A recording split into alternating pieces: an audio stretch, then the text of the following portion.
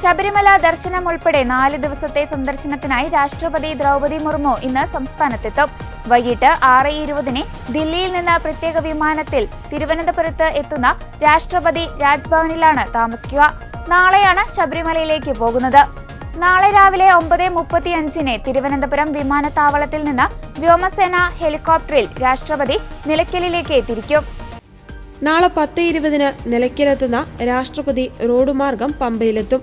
പമ്പ ഗണപതി ക്ഷേത്രത്തിൽ കെട്ടുനിറച്ച ശേഷം പ്രത്യേക ഗൂർഖ ജീപ്പിലാണ് അകമ്പടി വാഹനവ്യൂഹം ഒഴിവാക്കി മല കയറുക. സ്വാമി അയ്യപ്പൻ റോഡിലൂടെയാണ് മലകയറ്റം. ഗവർണറും ഭാര്യയും രാഷ്ട്രപതിക്ക് ഒപ്പമുണ്ടാകും. 12 മണിയോടെ സന്നിധാനത്തെത്തുന്ന രാഷ്ട്രപതി ദർശനത്തിന് ശേഷം ദേവസ്വം ഗസ്റ്റ് ഹൌസിൽ തങ്ങും. ഉച്ചഭക്ഷണത്തിന് ശേഷം 3 മണിക്ക് പമ്പയിലേക്ക് തിരിക്കും. രാഷ്ട്രപതിയുടെ ശബരിമല സന്ദർശനത്തിന്റെ ഭാഗമായി സുരക്ഷാ ക്രമീകരണങ്ങൾ ശക്തമാക്കിയിട്ടുണ്ട്. തീർത്ഥാടകർക്ക് നാളെ നിയന്ത്രണമുണ്ടാകും. നിലയ്ക്കൽ മുതൽ സന്നിധാനം വരെ ട്രയൽ റൺ ഇന്ന് നടക്കും. തലസ്ഥാനത്തും ഗതാഗത പാർക്കിംഗ് നിയന്ത്രണങ്ങൾ പ്രഖ്യാപിച്ചിട്ടുണ്ട്. ദർശനം കഴിഞ്ഞ് മടങ്ങിയെത്തുന്ന രാഷ്ട്രപതിക്ക് നാളെ വൈകിട്ട് ഗവർണർ രാജ്ഭവനിൽ അത്താഴവിരുന്നൊരുക്കും.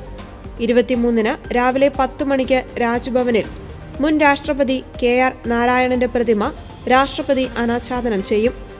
ഉച്ചയ്ക്ക് 12 ശിവഗിരി ശ്രീനാരായണ ഗുരു സമാധി ശതാബ്ദി പരിപാടിയിൽ പങ്കെടുക്കും. വൈകിട്ട് 3:30 ഹെലികോപ്റ്റർ മാർഗം പാലായിലേക്ക് പോകുന്ന രാഷ്ട്രപതി സെന്റ് തോമസ് കോളേജിന്റെ പ്ലാറ്റിനം ജൂബിലി ആഘോഷങ്ങൾ ഉദ്ഘാടനം ചെയ്യും. അന്നേ ദിവസം കുമരകത്ത് തങ്ങുന്ന ദ്രൗപദി മുർമു 24 എറണാകുളം സെന്റ് തെരാസാസ് കോളേജിന്റെ ശതാബ്ദി ആഘോഷങ്ങളിൽ മുഖ്യാതിഥിയായി പങ്കെടുക്കും. വൈകിട്ട് 4:15 ദില്ലിയിലേക്ക് മടങ്ങും.